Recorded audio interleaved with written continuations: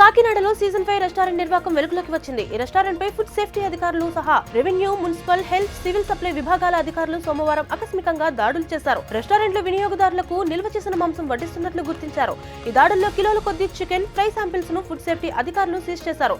నిల్వ మాంసం కావడంతో అన్నిటినీ సీజ్ చేసినట్లు తెలిపారు. నిల్వ మాంసాన్ని కస్టమర్లకు ఎలా వడ్డిస్తారని అధికారులు ఆగ్రహం వ్యక్తం చేశారు. అలాగే రెస్టారెంట్ లో అపరిశుభ్ర వాతావరణం ఉండటాన్ని కూడా అధికారులు తప్పుపట్టారు. గల్ఫ్ దేశాల్లో చిక్కుకున్న తెలుగు వారిని క్షేమంగా తీసుకొచ్చేందుకు చర్యలు తీసుకుంటున్నామని ఏపీ ఎన్ఆర్ఐ సాధికార వ్యవహార శాఖ మంత్రి కొండపల్లి శ్రీనివాస్ వ్యాఖ్యానించారు. ఏపీ ఎన్ఆర్టీ కోఆర్డినేటర్ల ద్వారా తాత్కాలిక వసతి ఏర్పాటు చేశామని పేర్కొన్నారు. హెల్ప్ లైన్ నెంబర్లను వినియోగించుకోవాలని కోరారు. ఇజ్రాయెల్, ఇరాన్ దేశాల మధ్య యుద్ధ వాతావరణం కారణంగా గల్ఫ్ దేశాల్లో ఉద్రిక్తతలు నెలకొన్నాయని చెప్పుకొచ్చారు. ఈ పరిస్థితుల నేపథ్యంలో ఆయా దేశాల్లో చిక్కుకున్న తెలుగు వారి క్షేమం కోసం నిరంతరం తమ ప్రభుత్వం పనిచేస్తుందని చెప్పారు. శ్రీకాకుళం జిల్లాలో ఏసీబీ సోమవారం విస్తృత తనిఖీలు చేపట్టారు. డీసీసీబీ కాలనీలోని అసిస్టెంట్ బీసీ వెల్ఫేర్ ఆఫీసర్ గడ్డి బాలముకుందం ఇంట్లో విస్తృత సోదాలు నిర్వహించారు. జనవరి 28వ తేదీన కంచిలి ప్రాంతంలో బాలముకుందం వార్డెన్ నుంచి 1.84 లక్షల లంచం తీసుకుంటుండగా ఏసీబీ అధికారులు రెడ్ హ్యాండెడ్ గా పట్టుకున్నారు. ఆయనపై ఫిర్యాదులు రావడంతో ఏసీబీ అధికారులు చర్యలు చేపట్టారు. బీసీ హాస్టల్లో నివసిస్తున్న విద్యార్థుల నుంచి నెలవారీగా 5 రూపాయల చొప్పున వసూలు చేస్తున్నట్లు బాలముకుందంపై అనేక ఆరోపణలు కూడా ఉన్నాయి. సృజనాత్మక విద్యాబోధనతో విద్యార్థుల్లో ఆసక్తిని పెంచుతున్న శ్రీకాకుళం జిల్లా టీచర్ కూర్మాన అరుణకుమారిని ఆంధ్రప్రదేశ్ విద్యా, ఐటీ శాఖల మంత్రి నారా లోకేష్ ప్రత్యేకంగా అభినందించారు. జీసిగడ మండలం పుండం పంచాయతీ బూటుపేట ప్రాథమిక పాఠశాలలో ప్రధానోపాధ్యాయునిగా పనిచేస్తున్న అరుణకుమారి వినూత్న పద్ధతులలో పాఠాలను బోధిస్తున్నారని కొనియాడారు. అరుణకుమారి టీచర్ సాంప్రదాయ బోధనకు భిన్నంగా సృజనాత్మక పద్ధతులను అనుసరిస్తున్నారని మెచ్చుకున్నారు. రాజధాని అమరావతిలో నిర్మాణ పనులు ఆలస్యం చేస్తున్నారంటూ కాంట్రాక్టు సంస్థలపై మంత్రి నారాయణ తీవ్ర ఆగ్రహం వ్యక్తం చేశారు. సోమవారం రాజధాని ప్రాంతంలో మంత్రి పర్యటించారు. నేలపాడు ప్రాంతంలో నిర్మాణంలో ఉన్న గెజిటెడ్ అధికారుల క్వార్టర్స్, గ్రూప్ డి ఉద్యోగుల క్వార్టర్స్ తో పాటు వివిధ నిర్మాణాలను పరిశీలించారు. పనులు సకాలంలో పూర్తి చేయలేకపోతే వెళ్లిపోవాలని నిర్మాణ సంస్థల ప్రతినిధులపై మంత్రి నారాయణ అసహనం వ్యక్తం చేశారు.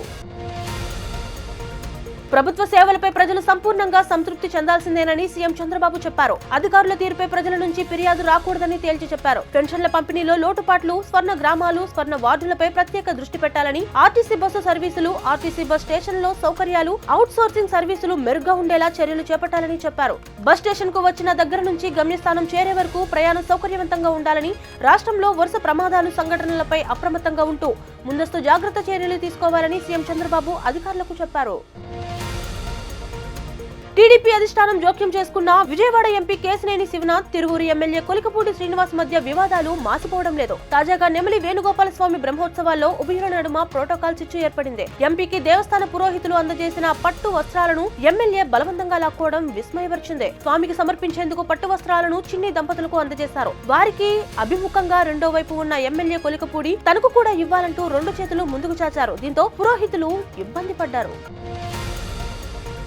అసలు పరిచయమే లేని టీటీడీ చైర్మన్ బిఆర్ నాయుడుతో వివాహేతర సంబంధం ఉందంటూ వైసీపీ సోషల్ మీడియా తన పరువు తీసిందని జట్టి రేణుక అనే మహిళ గుంటూరు జిల్లా తెనాలి పోలీసులకు ఫిర్యాదు చేశారు. బిఆర్ నాయుడుతో ఆ వీడియోలో కనిపించిన మహిళ వేరే కాగా అది తానేనంటూ వైసీపీ సోషల్ మీడియా కావాలని తన ఫోటోను విస్తృతంగా ప్రచారం చేస్తోందన్నారు. ఆయన నాకు 20 లక్షలు విలువ చేసే కారు కొనిచ్చారని, అది చాలక 5 కోట్ల డిమాండ్ చేస్తూ బ్లాక్ మెయిల్ చేస్తున్నారని వైసీపీ సోషల్ మీడియా ప్రచారం చేస్తోందని రేణుక ఫిర్యాదు చేశారు. రాష్ట్ర ప్రభుత్వ ప్రధాన కార్యదర్శి జి సాయి ప్రసాద్ ఓఎస్డీగా జాయింట్ సెక్రటరీ ఎం శ్రీనివాసరావు నియమితులయ్యారు. ఈ మేరకు ప్రభుత్వ ప్రధాన కార్యదర్శి జి సాయి ప్రసాద్ సోమవారం ఉత్తర్వులు జారీ చేశారు. ప్రస్తుతం జలవనరుల శాఖలో జాయింట్ సెక్రటరీగా విధులు నిర్వహిస్తున్న ఆయనను సిఎస్ ఓఎస్డీగా నియమించారు. మొన్నటి వరకు ఆ బాధ్యతలు నిర్వహించిన ఫలచంద్రరావును ప్రభుత్వం 2 రోజుల క్రితం బదిలీ చేసింది.